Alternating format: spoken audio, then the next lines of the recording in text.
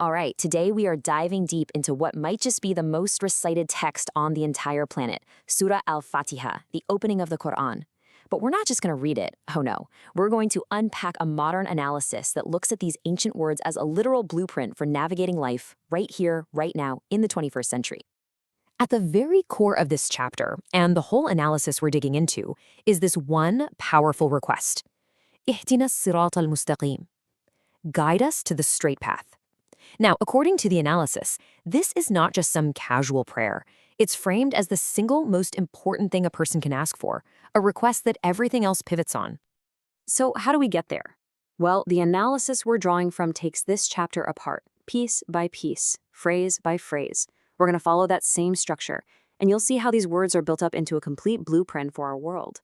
And it all begins with understanding who exactly is being spoken to. Okay. First up, Section 1, Defining the Divine. The whole argument here is that to really get what the request for guidance means, you absolutely have to understand the nature of the one being asked, and the text lays that out right from the get-go. You see, these opening words, Ar-Rahman Ar-Rahim, Maliki Yawmiddin, they lay out three core attributes, but these aren't just fancy titles. The analysis we're looking at says these are the fundamental concepts that define the entire relationship between us and the divine. So let's break them down. So the first attribute, Ar-Rahman, is understood as this huge universal mercy. I mean, think of it as the baseline benevolence that just keeps everything going. It doesn't matter if you're a believer or not, human or animal. It's kind of like the sun that shines on everyone or the rain that falls on every field, no exceptions. And then, right after that, you get Ar-Rahim. And the analysis makes a really crucial distinction here. If that first mercy is universal, this one is specific. It's presented as a kind of responsive compassion, one that kicks in based on your choices. It's the mercy that's meant for those who are actively trying to walk that straight path.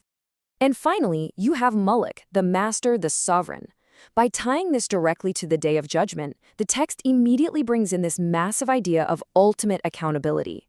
Right away, it sets up a worldview where every action matters because there is a final, absolute authority who's keeping score.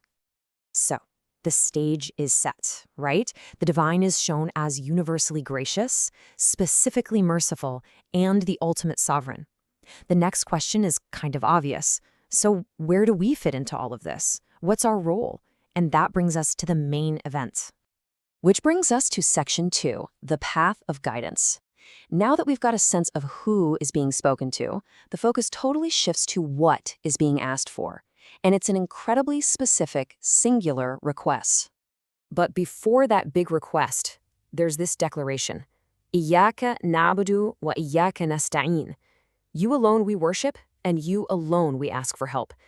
The analysis frames this as an absolutely essential first step. It's a statement of exclusive reliance. It's basically saying, because we get that you have total authority, you are the only one we can possibly turn to for what we're about to ask. And there it is, the absolute focal point of the entire chapter. The request isn't for money or health or success. It's for guidance. The analysis really hammers this home. This is presented as the single most valuable thing a person could ever ask for. Direction to the one correct way of living. Now, the straight path here isn't defined as just, one of many good options. No, it's presented as the singular ideal path. It's the way of those who have already found divine favor. So it puts forward this idea that there is a knowable, correct way to get through life. And of course, that immediately makes you wonder, right? If you're asking to be guided to one specific road, you are also by default asking to be guided away from all the other ones. So what are those wrong turns? What are the ditches on either side of this straight path? And that brings us to Section 3, Paths of Misguidance. You see, the text doesn't just leave misguidance as some vague idea. According to this lecture's analysis, it defines it with incredible precision, splitting it into two very different ways of getting lost. And this is a really fascinating distinction. On one side, you have those who earned anger. These are defined as the people who know the right thing to do. They know the truth, but they consciously choose to reject it. On the other side are those who went astray, who are lost, but not because they're defiant. It's because they're ignorant. So the prayer becomes, save us from both willful rebellion and from just stumbling around in the dark. Okay, so why does this ancient distinction matter today? This is where the source lecture really brings it home. It connects these categories of misguidance directly to modern problems.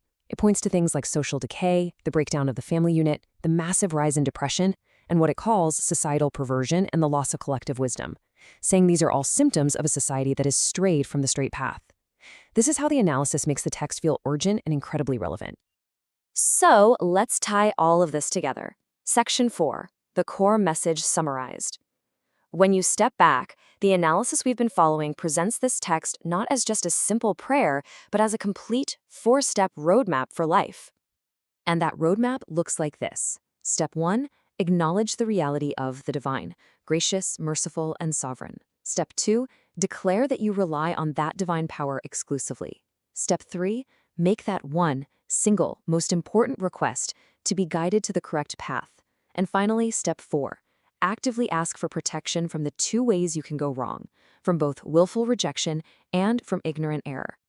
And all of this leaves us with one final, really big thought.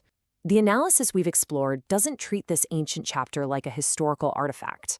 It positions it as a living, breathing blueprint for solving the problems we face today. And so the real question becomes, what happens to your understanding of the world when you start to see an ancient text as a direct, practical guide for navigating modern life?